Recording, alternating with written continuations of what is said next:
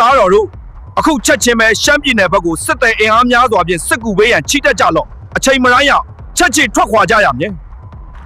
နမရိုးရနတ်လောကမှာယခုချိန်ထိယုံကြည်ကိုးကွယ်နေကြဆဲဖြစ်တဲ့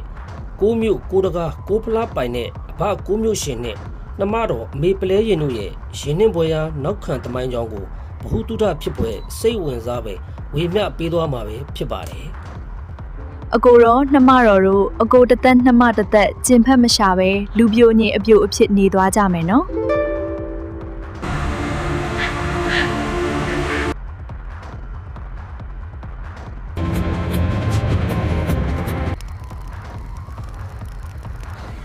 လွန်ခဲ့သောနှစ်ပေါင်းများစွာကပန်းတောင်းပြည်မှာမင်းလာစီသူဘရင်ကြီးနှင့်မိဖုရားကြီးကူနီဒေဝီတို့မှာတားတော်အင်ရှေမင်းသားကိုမြို့ရှင်နဲ့သမီးတော်ပလဲရင်ဆိုတဲ့တာသမီနှစ်ယောက်ထွန်းကားမွေးဖွားခဲ့ပါတယ်။ဘင်းကြီးမင်းလာစီသူဟာမိမိလွန်ပတန်ချစ်ခင်ယုံကြည်ရတဲ့အထိန်တော်ကြီးဗလာကျော်တင်ကွယ်လွန်အနိစ္စရောက်သွားတဲ့အခါမှာတော့၎င်းရဲ့ကိုယ်စားမြင်းစီကောင်းဘုံမူမင်းကျော်စွာကိုတားတော်ကြီးတစ်ပါးအဖြစ်မြောက်စားခဲ့ပါတယ်။ဘုံမူမင်းကျော်စွာတယောက်မြင်းသားတော်အဖြစ်ရောက်ရှိတဲ့နေ့ကစလို့ဦးညိုဆိုသူအားအင်တော်ဝန်အဖြစ်ခန့်ခဲ့ပြီးမင်းကျော်စွာကတော့ပျော်ပါတောက်စားမိမကိစ္စများနဲ့သာအမြဲတမ်းပျော်မွေ့နေခဲ့ပါတယ်။ဒီနေ့မှာတော့ဘရင်ကြီးမင်းစီသူနဲ့ရာဇမဟာမိတ်တွေဖြစ်ကြတဲ့တစ္ဆာတော်ကံမိုင်းပြင်စောဝါစောကွန်ကြီးဟာကျိုင်းတောင်စောဝါစောတီဟရဲ့ရန်ပြုတ်တိုက်ခိုက်မှုကိုခံခဲ့ရပါတယ်။ဒီတိုက်ပွဲမှာစစ်တီအင်အားမမျှတတဲ့အတွက်ဘရင်မင်းလှစီသူထံမင်းစီသူရဲကောင်တယောက်ကိုလွတ်ပြီးစစ်ကူကြီးတောင်းခံခဲ့ပါတယ်။ဘရင်ကြီးမင်းလှစီသူဟာစောခွန်ကြီးဘက်ကနေကူညီပြီးတိုက်ခိုက်ပေးရန်အတွက်တားတော်ကြီးကိုမျိုးရှင်နဲ့ဝေဇာသားမင်းကျော်စွာတို့ကိုစစ်ကူတပ်များနဲ့ရှမ်းပြည်ကိုချီတက်တိုက်ခိုက်ဖို့စေလွှတ်ခဲ့ပါတယ်။တားတော်တို့အခုချက်ချင်းပဲရှမ်းပြည်နယ်ဘက်ကိုစစ်သည်အင်အားများစွာဖြင့်စစ်ကူပေးရန်ချီတက်ကြလော့အချိန်မတိုင်းရချက်ချင်းထွက်ခွာကြရမည်ကိုမျိုးရှင်နဲ့မင်းကျော်စွာတို့ဟာရှမ်းပြည်နယ်ကိုအမြန်ဆုံးစစ်ချီလာခဲ့ပြီးမြဲစောခွန်ကြီးနဲ့မိုင်းပြည်မြို့ဟာစစ်ရှုံးပြီးစောခွန်ကြီးလည်းစစ်ပွဲမှာကြာဆုံးသွားခဲ့ရပါတယ်စစ်ပွဲမှာကြာဆုံးသွားတဲ့စောခွန်ကြီးရဲ့သားတော်နှစ်ပါးဖြစ်တဲ့ခွန်ချုံနဲ့ခွန်တာတို့ကိုနေပြည်တော်ကိုခေါ်ဆောင်လာခဲ့ကြပါတယ်ကမ်းတော်မီကိုပြန်လည်ရောက်ရှိလာပြီးဖြစ်သည်များအကြောင်းကိုဘရင်ကြီးထံရှောက်တင်ပြီးခွန်ချိုခွန်တာမင်းသားငယ်နှစ်ပါးကိုမင်းကျော်စွာကမွေးစားဖို့ခွင့်တောင်းခဲ့ပါတယ်ကိုမျိုးရှင်ကလည်းမွေးစားခွင့်တောင်းခံခဲ့ပါတယ်ဘရင်ကြီးကကိုမျိုးရှင်နဲ့မင်းကျော်စွာတို့ကိုသားတော်တယောက်စီမွေးစားဖို့ပေးခြင်းပေမဲ့မင်းကျော်စွာမွေးစားထားသူကကျင့်စာရိတ္တပြပြမဲ့အရေးကိုမြင်ပြီးစိုးရိမ်တော်မူခဲ့ပါတယ်အဲဒါကြောင့်သားတော်ကိုမျိုးရှင်နဲ့သမီးတော်ပလဲခြင်းတို့ကိုသာခွန်ချိုခွန်တာညီနောင်တို့ကိုမွေးစားဖို့ပေးခဲ့ပြီးမင်းကျော်စွာကိုတော့စုတော်လက်တော်များအဖြစ်အခမ်းမြို့ကိုအပိုင်စားပေးသနာတော်မူခဲ့ပါတယ်အဲ့ဒီချိန်ကနေစတင်ပြီးတော့မင်းကျော်စွာလို့ညီတွင်ခဲ့တယ်အချို့ကတော့အခမ်းကိုကြီးကျော်လို့ခေါ်ဆိုခဲ့ကြပါတယ်ခွန်ချိုခွန်တာမင်းသားငယ်နှစ်ပါးအတွက်ဆက်စိတ်ရခဲ့ရတဲ့ဦးမင်းကျော်ဟာမင်းကြီးပေါ်မျိုးထားကထီးနှံလူယူပြီးကလဲရင်ကိုတိမ့်ပိုက်ပြီးမိဖုရားမြောက်တင်မှုကြံစီထားခဲ့ပါတယ်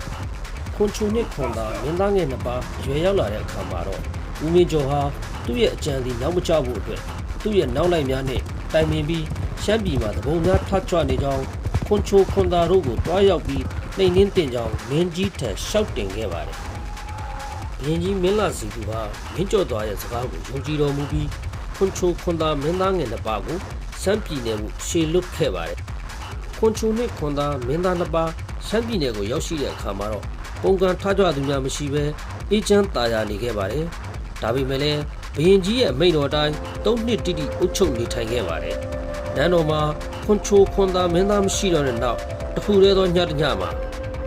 ဦးမင်းကျော်ဟာသူ့ရဲ့နောက်လိုက်များနဲ့အတူနန်းတော်ကိုဝင်စီးပြီးဘရင်ကြီးကလှုပ်ကြံတပ်ဖြတ်ခဲ့ပါတယ်။ကိုမျိုးရှင်ကိုတော်ကြီးဟာလည်းနှမတော်ပလဲရင်ရဲ့လက်ကိုဆွဲကနန်းတော်ထဲကနေထွက်ပြေးလာခဲ့ပါတယ်။ဖခမဲတော်ရဲ့မိတ်ဆွေဟောင်းတဦးဖြစ်တဲ့ဦးတာနဲ့အိမ်ကိုရောက်ရှိခဲ့ပြီးဇက်မြုပ်နေထိုင်ခဲ့ကြပါတယ်။ဒီနေ့မှာတော့ကိုမျိုးရှင်ကိုတော်ကြီးဟာနှမတော်ပလဲရင်ကိုတထေးကြီးစီမှာအပ်ထားခဲ့ပြီးတိုင်းပြည်ရေးရာကိုစုံစမ်းရင်းနဲ့ခွန်ချိုခွန်တာတို့ကိုရှာဖို့ရုပ်ဖြတ်ပြီးထွက်လာခဲ့ပါတယ်။ညီမတော်ပလဲရင်ဟာတထေးသားမောင်လက်နဲ့မြစ်တာတက်ဝင်ပြီးပေါင်းသင်းနေထိုင်ခဲ့ရာသမီးလေးတယောက်မွေးဖွားခဲ့ပြီး ဖိုးဖွားများကပါအရန်ချစ်ခဲ့ကြပါတယ်ခွန်ချိုနဲ့ခွန်သားမင်းသားနှစ်ပါးတိုင်းပြည်ကိုပြန်လည်ရောက်ရှိလာတဲ့အချိန်မှာတော့ဦးမင်းကျော်ကထီနန်းကိုအုပ်ချုပ်ဆိုးဆန်နေခဲ့ပါတယ်ဦးမင်းကျော်ကထီနန်းလူယူရသည်မှာခွန်ချိုခွန်သားတို့အတွက်လူယူထားရတာဖြစ်ကြောင်းစကားလိပြီးတွေးခဲ့ပါတယ်ဒီလိုနဲ့ပဲဦးမင်းကျော်ဟာခွန်ချိုခွန်သားမင်းသားနှစ်ပါးကိုနန်းတင်ပြီးတဲ့အခါဦးမင်းကျော်တင်တဲ့တစ္ဆာရီကိုတိုက်ပြီးကိုမျိုးရှင်ကိုစာဖွေဖမ်းဆီးကဦးကောင်းဖြတ်ကဆက်သားရမိန်တော်မူခဲ့ပါတယ်ဒါကြောင့်ပဲတစ္ဆာရီတောက်မိတဲ့မင်းသားနှစ်ပါးဟာကိုမျိုးရှင်ကိုစာဖွေဖမ်းဆီးဖို့ထွက်လာခဲ့ကြပါတယ်တောအုပ်တစ်ခုအတွင်းတွေ့ဆုံခဲ့ရာခွန်ချိုခွန်သားမင်းသားနှစ်ပါးကကိုမျိုးရှင်ကျိုးအကြောင်းပြောပြခဲ့ပါတယ်ခွန်ချိုခွန်သားမင်းသားနှစ်ပါးဟာဝေစားဖခင်ရဲ့ဦးခေါင်းကိုအဖြတ်ရတဲ့အတွက်ကြောင့်ကိုမျိုးရှင်ဟာတားနှစ်ယောက်ကိုချစ်တဲ့စိတ်ကြောင့်တစ္ဆာပြုကခေါင်းကိုကိုယ်တိုင်ဖြတ်ပေးခဲ့ပါတယ်အဲ့ဒီချိန်မှာပဲဂွေးကြိုတောင်သကဝါပင်ရိတ်တာစခန်းမှာစံမြန်းနေပြီးအသစ်ဆောင်ဆိုင်နေတဲ့ဦးမင်းကျော်ထံကိုဆက်သနေစဉ်အတွင်းမှာပဲခွန်ချိုခွန်သားမင်းသားနှစ်ပါးကိုမူးမတ်များကဖမ်းဆီးခေါ်ဆောင်သွားပြီးတပ်ဖြတ်ခဲ့ကြပါတယ်ခွန်ချိုခွန်သားမင်းသားနှစ်ပါးဟာအစိမ့်သေးတည်ခဲ့ရတဲ့အတွက်နတ်စိမ့်များဖြစ်သွားခဲ့ပါတယ်အဲ့ဒီနောက်မှာတော့ကိုမျိုးရှင်ကိုတော်ကြီးဟာနတ်စိမ့်ဘဝနဲ့နှမတော်ပလဲရင်စီလာရောက်ကြည့်ရှုချိန်မှာအကိုတသက်နှမတသက်ကျင်ဘက်မရှာပဲလူပြိုအပြိုဘဝနဲ့နေဖို့ကတိပစ္စာပြုထားခဲ့ကြပါတယ်ဒါပေမဲ့လည်းနှမတော်ပလဲရင်ဟာအိမ်တော်ကြပြီးသမီးလေးတယောက်ပါမွေးထားနေသည်ကိုတွေ့မြင်ရတဲ့အတွက်စိတ်တူဒေါသဖြစ်ကလူဘဝတွေမထားပဲလိပ်ပြနှုတ်ခါနတ်ဘဝသို့ခေါ်ယူသွားခဲ့တယ်လို့အဆိုရှိခဲ့ပါတယ်ပလဲရင်ဟာသမီးလေးကိုမခွဲနိုင်တာကြောင့်ကြောင်တကောင်အဖြစ်ဖန်ဆင်းပြီးပခတ်အတွင်းခုန်ချလိုက်တဲ့အခါကလေးဟာထိတ်လန့်ပြီးတေဆုံးသွားခဲ့ပါတယ်ပလဲရင်ရဲ့ခင်မွန်းတဲ့မောင်လက်ဟာဇနီးနဲ့သမီးတေဆုံးသွားတဲ့အတွက်နှလုံးသားကွဲကြေကတေဆုံးခဲ့ရပြီးနတ်စိမ့်အဖြစ်သွားခဲ့ပါတယ်ခမဲတော်မင်းလာစီသူနတ်ဟာလူဘဝကကိုမျိုးကိုတကားကိုဖလားနဲ့ကိုရာပိုင်နဲ့တားတော်အိမ်ရှိဆန်ကိုမျိုးရှင်ကိုလူအများကဘေးအန္တရာယ်ကာကွယ်ဆောင်ရှောက်ရန်အတွက်မြို့ရွာဆောင်ရှောက်တဲ့နတ်အဖြစ်၎င်းအမေပလဲရင်နှင့်ခွန်ချိုခွန်သားမောင်လက်တို့အားအခြေရန်နတ်များအဖြစ်နေထိုင်ကြရန်အမိန့်ချမှတ်လိုက်တဲ့အတွက်ကိုမျိုးရှင်နတ်ဟာမြို့ရွာများကိုကြီးစုဆောင်ပါသောမျိုးဆောင်တဲ့အဖြစ်